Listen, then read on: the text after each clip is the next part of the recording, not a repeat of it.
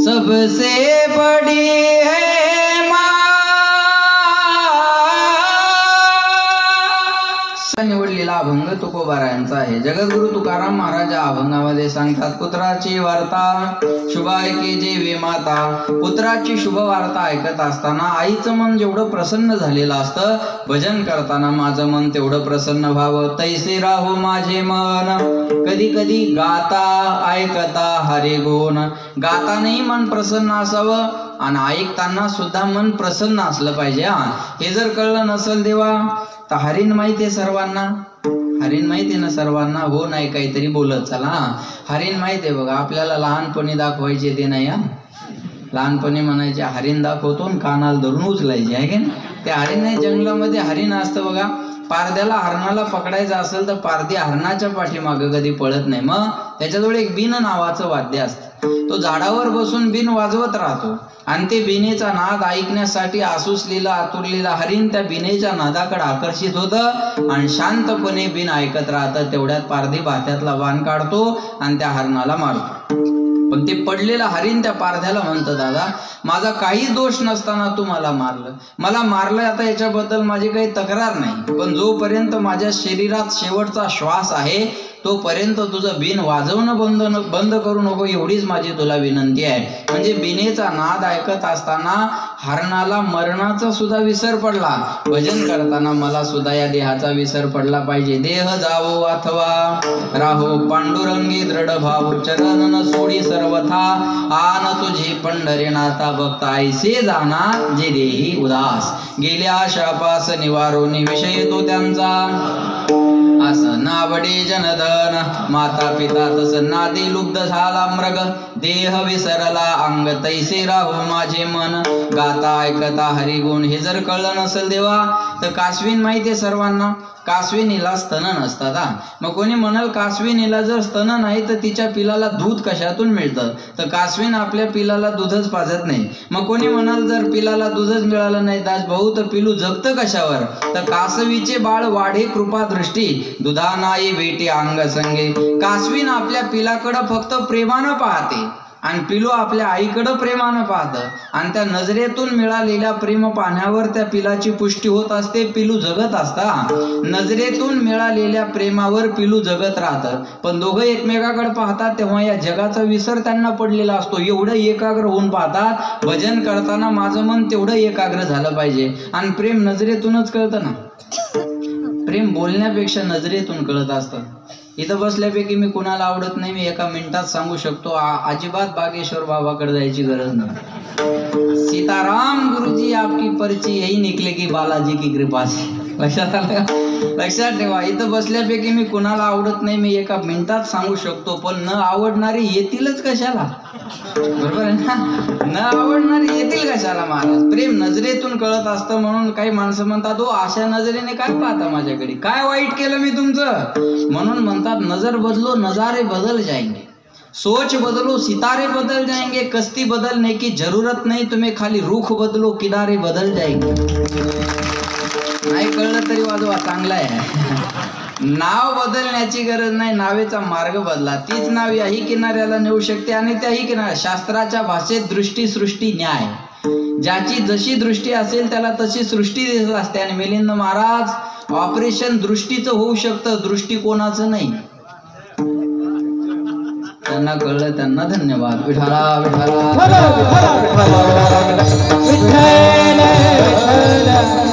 कासवीन आपल्या पिलाकडे जसं प्रेमानं पाहते आणि पिलू आपल्या आईकडे प्रेमानं पाहतं आणि दोघं जेव्हा एकमेकाकडे पाहतात या जगाचा विसर तेव्हा त्यांना पडलेला असतो।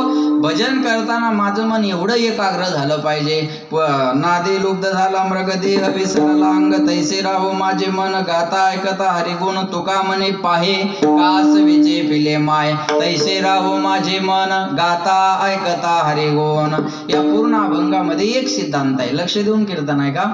पूर्ण अभंगामध्ये एक सिद्धांत आहे आणि एक सिद्धांत पटवून देण्याकरता तुकाराम महाराजांना 3 दृष्टांताची नियुक्ती केलेली आहे। अभंगाचा सिद्धांत आहे दुसऱ्या चरणात, तैसे राहो माझे मन गाता ऐकता हरिगुण। आता तैसे राहो म्हटल्याच्या नंतर प्रश्न निर्माण होतो कैसे राहो। तर पुत्राची शुभ वार्ता ऐकत असताना आईचं मन जेवढं प्रसन्न झालेलं असतं, भजन करताना माझं मन तेवढं प्रसन्न व्हावं. बिनेचा नाद ऐकताना हरणाला जसा मरणाचा विसर पडला आणि तल्लीन होऊन ऐकत होतं, माझं मन तेवढं प्रसन्न व्हावं. आणि कासवीन आपल्या पिलाकडं, पिलू आपल्या आईकडं जेवढं एकाग्र भावनेने पाहतं, माझं मन तेवढं भजन करताना एकाग्र व्हावं. या 3 दृष्टांताच्या माध्यमातून एक सिद्धांत पटवून देण्याचं काम तुकोबाराच्या अभंगामध्ये करतायत. सज्जनो, परमार्थ हा जो विषय आहे हा शरीरातल्या कुठल्याच अवयवाचा नाही.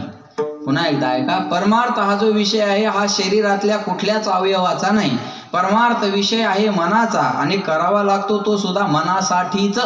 काही माणसं म्हणतात परमार्थात आल्यानंतर हा माणूस बदलला, मग त्याला काही शिंग फुटतात का शेपूट फुटते? बोला.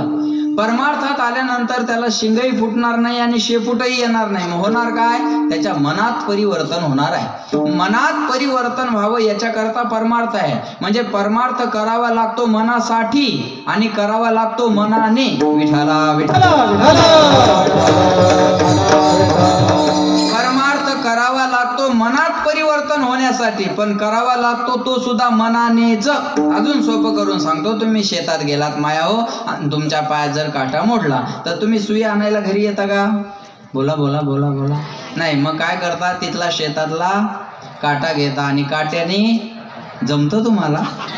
वा वा वा, काट्याने काटा काढता, बरोबर आहे का नाही? म्हणजे एका काट्याचा त्रास कमी व्हावा म्हणून दुसऱ्या काट्याचा आधार घ्यायचा. तसं या मनाचा त्रास कमी व्हावा म्हणून मनानेच भगवंताला भजायचं, असा त्याचा अर्थ आहे. मनानेच परमार्थ करायचा असतो, बरोबर आहे. नदीला आंघोळीला गेल्या की नदीचंच पाणी घ्यायचं, नदीलाच अर्घ्य द्यायचं, घरून आणायला जायचं का? अजिबात नाही महाराज, बरोबर आहे. तसा परमार्थाची सामुग्री जवळच आहे, ती आहे मन, आणि करावा लागतो तो सुद्धा मनासाठी. म्हणून भगवंत अर्जुनाला म्हणले, अर्जुना तू मन हे मेची करी, माझी भजनी प्रेम धरी सर्वत्र नमस्कारी मज एकाते. तुझं मन पहिल्यांदा मला अर्पण कर. मयेव मनाधस्व मय बुद्धी निवेशा निवशेषी मयेव अथ ऊर्ध्वं संशय. तू पहिल्यांदा तुझं मन मला दे, बुद्धी दे, प्राण दे आणि सर्वस्वाने मला भज. तेव्हा करे मला तुझ्या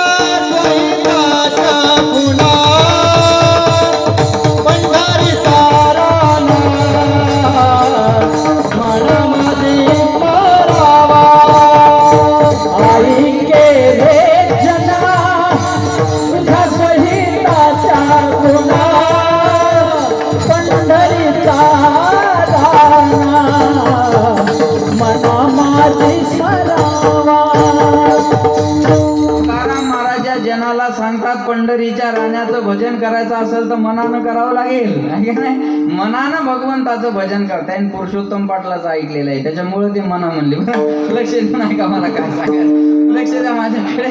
महाराज म्हणतात मनाने परमार्थ करायचा असतो, बरोबर आहे, आणि करावा लागतो तो सुद्धा मनासाठीच. मग मला लक्ष देऊन ऐका, पण हे मन देवाकडे यायला तयार होत नाही. मन देवाकडे यायला तयार होत नाही का? याच्यासारखं चंचल या जगाच्या पाठीवर दुसरं काही नाही. महाराज म्हणतात, चंचल मी मन कृष्ण प्रमाती बलवतडम तस्याहम निग्रहम मन्ये वायुरीव सुदुष्करम. या मना एवढा वेग या जगाच्या पाठीवर कशाला नाही? याला जायला आणि यायला वेळ लागत नाही. मन चंचल चपळ महाराज लक्षात ठेवा, बहुत चंचल चपल थोडा द्या जाता येता न लगे वेळ. या मनाला कुठं जायला आणि यायला वेळ लागत नाही महाराज, बरोबर आहे का नाही? लक्ष देऊन ऐकताय ना माया हो. मन कीर्तनात जरी बसलेलं असलं तर घरच्या कुलपाला झटका देऊन येतं. माय आज गडबडीने निघाले पण झटका द्यायचा विसरला, बरोबर आहे ना? अख्खं कीर्तन झटक्यात घालती. हा, लक्ष देऊन आहे का? हा मनाचा स्वभाव. या बाया कीर्तनात जरी बसलेल्या असल्या मिलिंद महाराज तर शेजारणीची साडी पाहतात आणि म्हणतात सूत छान आहे. तू दुकानात कोण कामाला राहिली नाही? हा मनाचा स्वभाव आहे. या मॅटवर जरी बसलेला असलं तर त्याची दोरी तरी बाजूला करल, त्याला छिद्र तरी पाडल. बघा मनाचा स्वभाव. माणसं बहिर दिशेला गेले तरी शांत बसत नाहीत, काडी घेतात आणि जमीन उकरतात.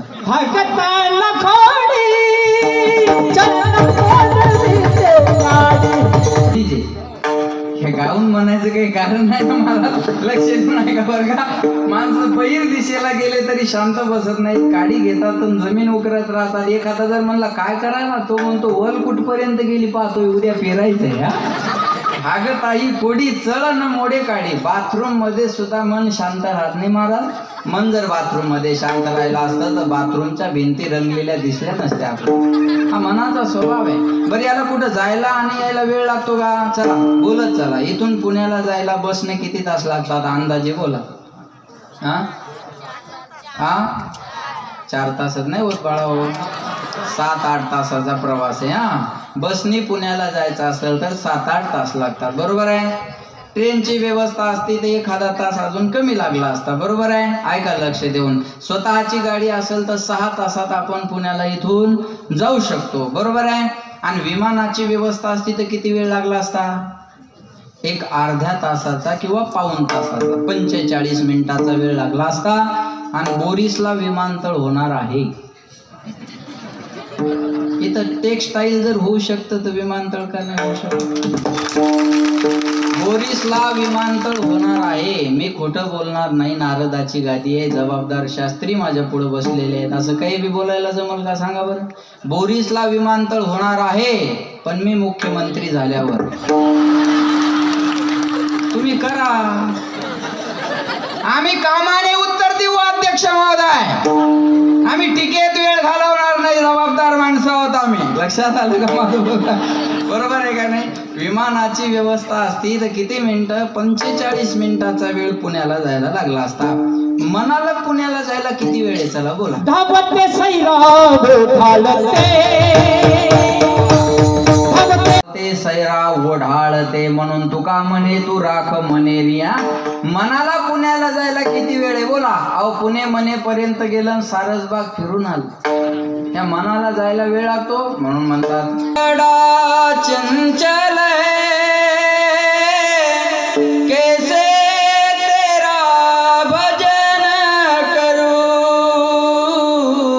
कैसे तेरा भजन करूं, जितना इसे समझाऊं उतना ही मचल जाए. सच कहता हूँ, सच कहता हूँ, सच कहता हूँ मेरी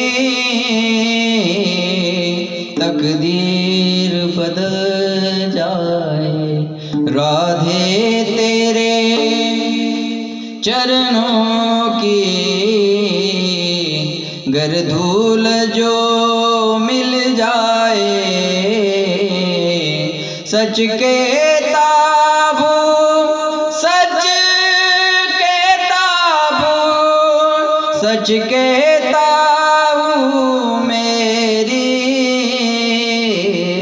तकदीर बदल जा. दुसरं मन लगेच म्हणतं अरे कीर्तन ऐकून कुणाचं चांगलं झालं. तिसरं मन लगेच म्हणतं अरे नाही कीर्तन ऐकायचं तर आपण लांब उभे राहू. लोक चांगल्या चांगल्या चपला घालून आलेली असतात. एखादं घालून घरी जाऊ. दुसरं मन लगेच म्हणतं नको नको नको नको. कोणी पाहिलं तर इज्जतीचा पंचनामा होईल. गतिया धो गती मनाची युक्ती. गतिया धो गती मनाची युक्ती. गतिया धो गती मनाची युक्ती. गतिया धो गती मनाची युक्ती. लावाय गती साधू संगे मनला बालगती. साधू संगे साधू संगे जतन करा, जतन करा, जतन करा, जतन करा. मन लावू युक्ती साधू संगे, मन लावू युक्ती साधू संगे. जतन करा, जतन करा.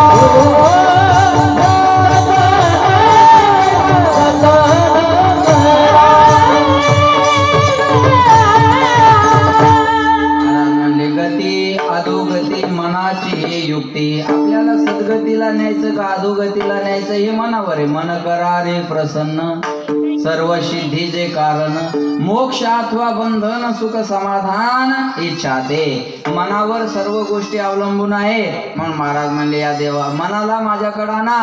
पण महाराज म्हणले मन देवाकडे येत नाही. अमृताहुनी गोड बोला नाम तुझे देवा, पण मन माझे केशवा कावाने घे.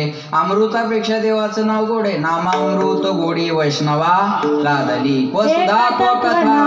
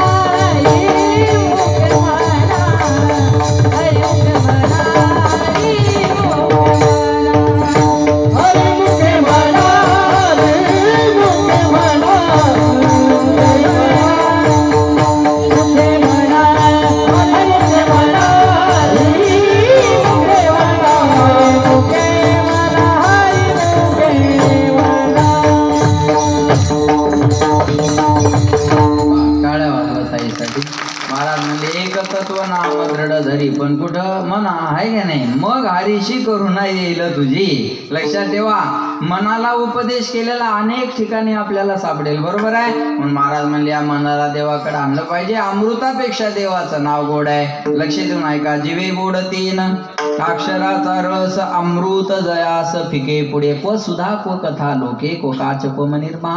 कुठं तुमचं स्वर्गातलं सुधामृत आणि कुठं आमचं नामामृत. स्वर्गातलं सुधामृत हे माणसाला दीर्घजीवी बनवतं आणि नामामृत हे दिव्यजीवी बनवतं. माणसानं दीर्घजीवी असावं का दिव्यजीवी असावं? दिव्यजीवी असावं. स्वर्गातलं अमृत अमरत्व देतं आणि नामामृत हे अभयत्व देतं. ही ताकद नामामृता मधली आहे. पण महाराज म्हणले ते घ्यायला आवडत नाही. लक्ष देऊ नाही का बरं का. म्हणतात अमृत है हरि नाम जगत में, अमृत है हरि नाम जगत में, इसे छोड़ विषय विष पीना क्या, हरि नाम नहीं तो जीना क्या. तुम्ही जीना क्या म्हणा, मी बाकीचं म्हणतो. हरि नाम नहीं तो जीना क्या, हरि नाम नहीं तो जीना क्या, हरि नाम नहीं तो यहाँ का हन्ना क्या, हरि नाम नहीं तो जीना क्या. काल सदा अपने रस घोले, ना जाने कब सिर चढ़ बोले, हरि का नाम जपो निश्वासर, अब इसमें साल महीना क्या, हरि नाम नहीं तो भूषण से सब अंग सजावे, रसना पे हरि नाम नावे, भूषण से सब अंग सजावे, रसना पे हरि नाम नावे. देह पड़ी रह जाए यही पर, फिर कुंडल और नगीना क्या, हरि नाम नहीं तो जीना क्या, हरि नाम नहीं तो जीना क्या, हरि नाम नहीं तो जीना क्या, हरि नाम नहीं तो. वा महाराज म्हणले हरि नाम नसेल तर त्या जगण्याला काही अर्थ नाही. म्हणून म्हणतात कधी लागेल रे वेड्या तुला गोडी गोडी गोडे अभंगाची बघून घे सावडी मूर्ती आशा त्या पांडुरंगाची मनोभावे भजन तू कर प्रभूच्या लाग चरणाला प्रभूच्या करून घे भक्तीने शुद्धी तुझ्या त्या